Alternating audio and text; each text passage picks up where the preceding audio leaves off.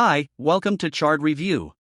An engineer is stuck in the middle of the ocean together with his family in a colossal shark. His mission is to find a way to reach the shore without being devoured by this bloodthirsty beast. Today we will recap the story of the movie The Black Demon from 2023. For hundreds of years fishermen have shared stories of a mythical shark off the coast of Baja, Mexico. The creature became known as the Black Demon, and according to legend he only appears when he is summoned. In the middle of the ocean are two men who have been sent on a mission. And Nacho dives in to do an inspection of the submerged structure of that floating facility. Realizing that the building is about to collapse, he decides to blow it up and places a bomb on the site. After doing so, the diver returns to the boat, but before he can reach the surface, a mysterious monster attacks him. Suddenly, Nacho begins to visualize hundreds of sea creatures swimming towards him. But this is only a mirage, and soon the man is eaten alive when he hears a suspicious noise. His partner tries to contact him, but gets no response and turns on the lights on the boat to help Nacho locate himself. However, in doing so, he signs his own sentence for the shark, manages to find him, and devours him immediately. Paul and his family are making a trip to the Baja Peninsula so that he can conduct an inspection at one of the facilities of the oil company where he works. After that, the engineer and his family will take a few vacation days to get to know the country, since Inés is Mexican and wants to introduce her children to the culture. Paul's mission is the same as Nacho's. However, he has no idea that a man has already lost his life trying to execute it. Before leaving, Paul intends to leave his family in the same hotel where he met his wife 16 years ago, and Inés is startled when she arrives there because she realizes that the people who live there are very different from how they used to be. When they finally arrive at the hotel, the family discovers that the place is closed, and Paul goes to talk to some locals in search of a restaurant recommendation. Initially, the man is not well received, as Ray soon suspects that he works for an oil industry, since that is not a tourist town. Seeing that her husband is in trouble, Anne decides to intervene and uses all her sympathy to convince that man to help her family find a place to eat. When he realizes that the woman is Mexican, Ray decides to help them, and while walking through the streets, Paul realizes that the place is very empty. On the way, the family spots a shrine that was dedicated to Toluc, the Aztec god, and Ray claims that this altar was erected so that Toluc would grant protection to his people. Minutes later, the family arrives at the restaurant, and before saying goodbye, Paul asks why those people need protection. In response, Ray claims that there is a feature in the seas, which the natives call El Demonio, convinced that it is all just a legend. Paul enters the restaurant with his family and receives a call from the company where he works, asking him to go and make the inspection. Immediately, Paul says goodbye to his wife and children and says that he will be back by sundown when he arrives. He intends to take them to spend the weekend in a nearby town. After saying goodbye to his family, the man walks to the beach and rents a boat to reach the facility. On the way, he asks Chaco why there are so many boats destroyed on that beach. And the pilot says that people have abandoned the town for fear of El Demonio. Before reaching the final destination, Chaco makes a stop and informs him that from that point on Paul will have to go alone by boat because the way to the facility is very dangerous. At the restaurant, Inés is still waiting for her husband's return when a drunk man arrives at her table and begins to approach Audrey to protect her daughter. The woman breaks a bottle over the man's head and threatens him with a shard of glass as she approaches the restaurant exit. The trio then runs to their car, but must find another way to escape, because they soon realize that they have punctured the tire of their vehicle. At that moment, Inés and her children run to the beach and the woman pays a pilot to take her to the facility where her husband is. Initially, the man states that he cannot take her, but changes his mind when he realizes that family is in danger. As he approaches the platform, Paul realizes that there is a huge oil slick in the ocean and various diving equipment is floating around that place. However, he is not intimidated and goes ahead to finish his work as soon as possible. Once there, Paul begins to look for his colleagues, since during the phone call the man was informed that a team would be waiting for him. However, the building is apparently completely empty. After entering one of the lodgings, Paul spots a small dog and is soon surprised by the arrival of two men who are about to attack him.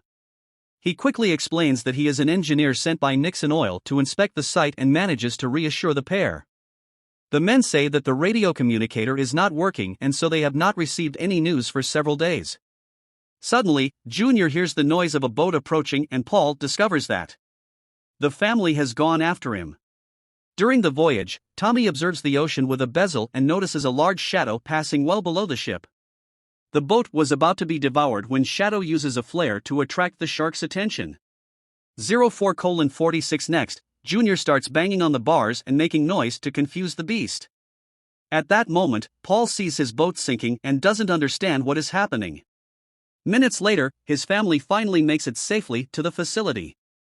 However, as Audrey is getting off the boat, she falls into the sea and is distraught when she sees countless human limbs floating in the water. After being rescued, the young woman tells that she saw the bodies, but her father claims that she was just confused because of the oil that has spread everywhere. Meanwhile, the pilot flies at high speed and the couple asks Shadow numerous questions as they realize that something wrong is happening. At that moment, the man handing us a pair of binoculars and the woman is startled to see the boat that took her there being devoured by a giant shark. Only at this moment does Paul realize that El Demonio is real, and Shadow tells him that he and Junior are the only lucky ones who managed to survive after arriving at the facility. When she realizes that there is no phone signal in that place, Ines panics and feels guilty for the death of the poor pilot, since she was the one who convinced him to go there. Worried for his wife, Paul tries to calm her down and his wife asks what that creature is. In that instant, Shadow states that that is a Megalodon, a giant shark species that scientists believe has been extinct for more than 2 million years. Apparently, El Demonio is the last representative of his species. Suddenly, the facility begins to be attacked, and Paul asks his wife to hide the children inside the quarters. While he goes to find out what is going on, the only hope they have of getting out of that place alive is by air rescue. Since there is no power in the facility, Junior and Shadow need to dive in to try to fix the electrical cables. In this way, Paul can fix the communicators to call for help. Before leaving, Shadow tells his theory regarding Megalodon's existence and states that he is not there by chance.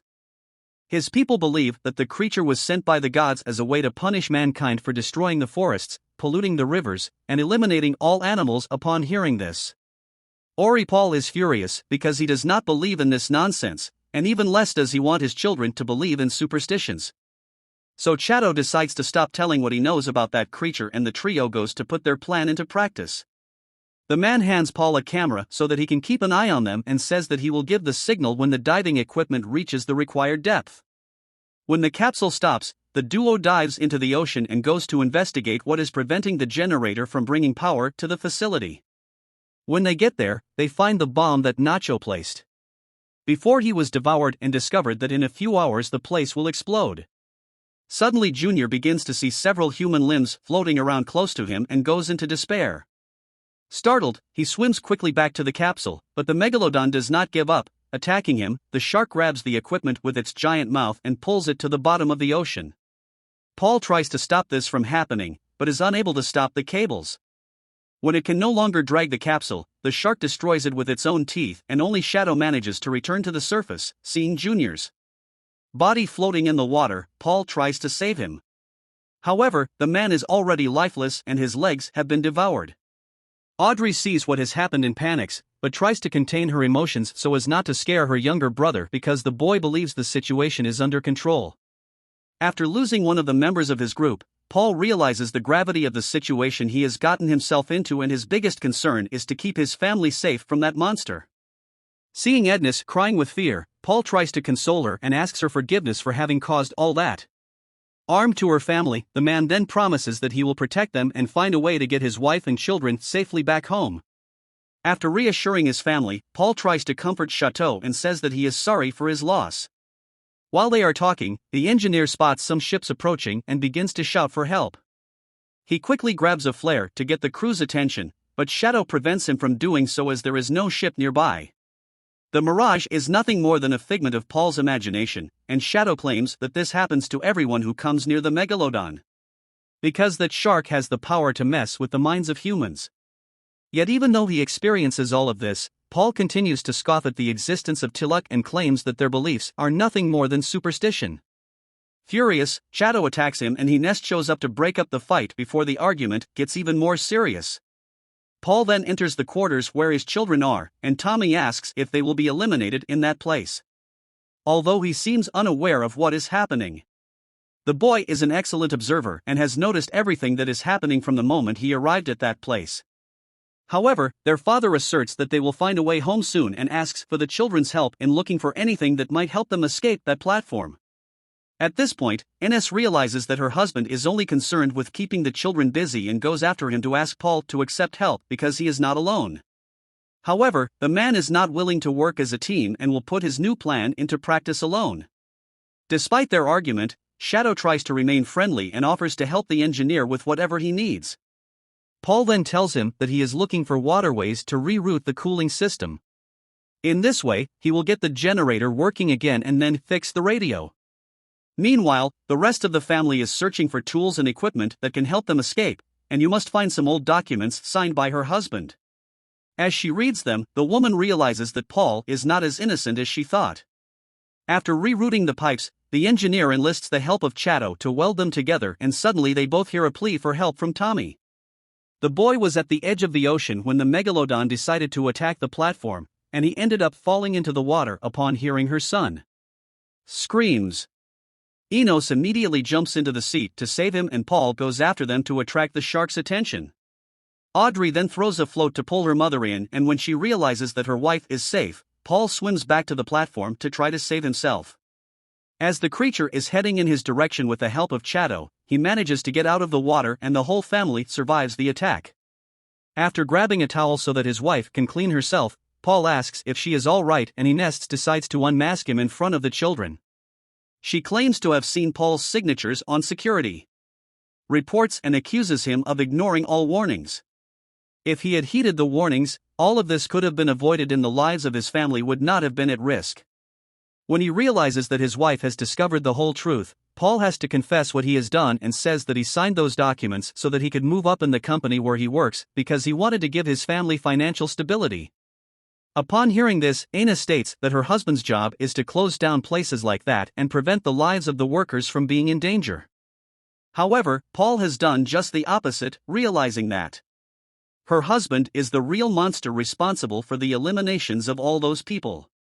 Ines can't hide her disappointment, and Paul feels extremely sorry for what he has done. The problem is that now it is too late. It takes less than an hour for the explosion to occur, and the engineer is able to restore electrical power to the facility.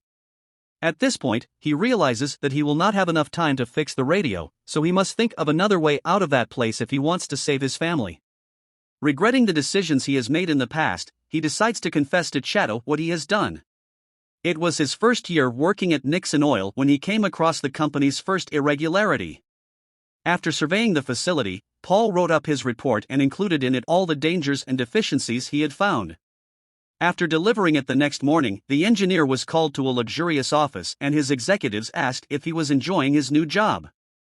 They then returned the report to him and began to suggest some changes, asking Paul to ignore the problems with the equipment. They hinted that if the man did not do this, they would find someone to put in his place since he was with a pregnant wife.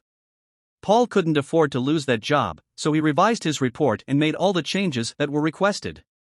After this episode, the engineers signed off on all the reports that the company delivered to him, and this went on for several years.